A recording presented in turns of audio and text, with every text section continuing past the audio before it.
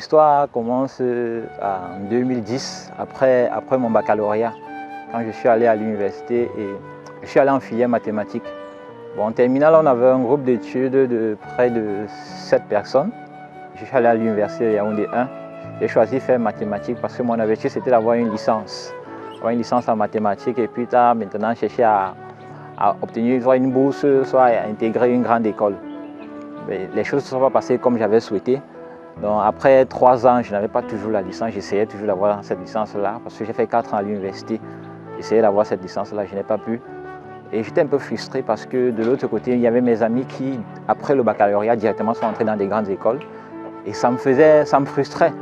Donc du coup, j'ai décidé, par exemple, je voulais même quitter le Cameroun, je voulais aller loin. En fait, je voulais aller où personne ne me reconnaît, recommencer tout au début. J'ai donc décidé d'abord de venir à Douala en vacances. À Douala en vacances parce que je voulais changer d'air. Je suis arrivé chez ma grande sœur et elle arrêtait de me poser la même question. C'est quoi ta destinée? C'est quoi ton projet d'études? C'est quoi ton projet professionnel? Tout ça, je ne connaissais même pas ce que ça voulait dire. Donc moi, j'ai compris. Elle m'a fait comprendre que j'avançais dans le flou. Et qu'à la fin, c'était bien de connaître ce que c'est ma destinée. Elle me dit, qu'est-ce que tu sais que tu n'es pas venu au monde au hasard et qu'il y a un Dieu qui t'a créé et à qui tu dois être reconnaissant et qui a un plan pour toi. Et peut-être qu'aujourd'hui, tout ne s'accomplit pas parce que tu n'es pas en accord avec lui. Du coup, ça m'a fait poser beaucoup d'interrogations. Je me suis rappelé parce que la première personne qui m'a prêché l'évangile, c'était un ami. C'était un ami qui vit à Yaoundé. Mais sauf qu'il présentait même, il était animateur radio et il présentait une émission chrétienne. Mais sauf que ce qui m'intriguait, c'est qu'il me disait des choses qui étaient vraiment vraies sur moi. Mais sauf que quand je regardais lui-même son mode de vie, ça ne m'encourageait pas à vraiment accepter ce qu'il disait. Alors, la deuxième personne, c'était maintenant ma grande sœur directe, qui est un enfant de Dieu également.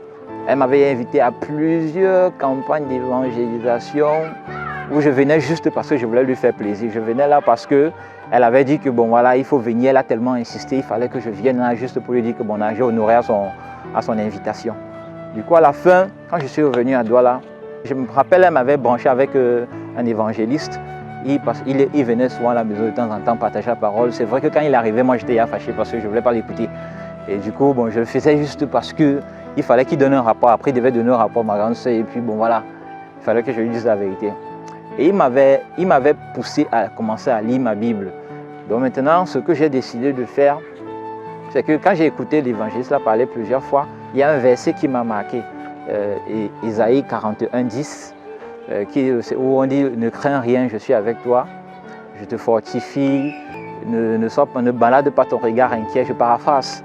Donc ça m'a beaucoup marqué et je me suis dit pourquoi ne pas prendre le risque d'écouter. Puisque de mon côté, j'ai réfléchi, fatigué comme je pouvais à mon niveau. J'ai essayé plusieurs projets, ça n'a pas marché. Et je me suis dit, bon, pourquoi ne pas essayer? J'ai essayé, ça a marché. J'ai vu que le simple constat, c'était que dans ma vie, c'est que j'étais un peu trop désordonné dans mes actions. Donc je menais beaucoup de choses à la fois, je faisais beaucoup d'efforts pour rien.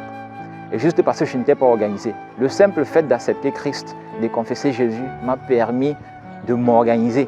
Et aujourd'hui, je suis ingénieur de conception, ce que je n'aurais pas imaginé parce que sincèrement, après les 4 années en fac et que je n'arrivais pas toujours, j'avais repris la licence, je n'arrivais pas à avoir cette licence-là, ça me troublait.